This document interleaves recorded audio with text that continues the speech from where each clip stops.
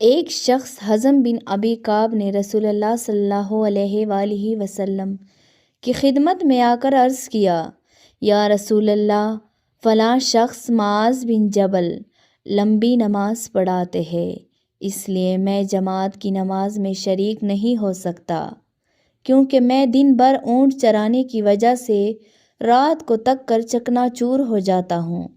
اور طویل قرات سننے کی طاقت نہیں رکھتا۔ ابو مسعود راوی کہتے ہیں کہ اس دن سے زیادہ میں نے کبھی رسول اللہ صلی اللہ علیہ وآلہ وسلم کو واس کے دوران اتنا غضبناک نہیں دیکھا۔ آپ صلی اللہ علیہ وآلہ وسلم نے فرمایا، اے لوگو، تم ایسی شدت اختیار کر کے لوگوں کو دین سے نفرت دلانے لگے ہو۔ سن لو، جو شخص لوگوں کو نماز پڑھائے تو وہ ہلکی پڑھائے،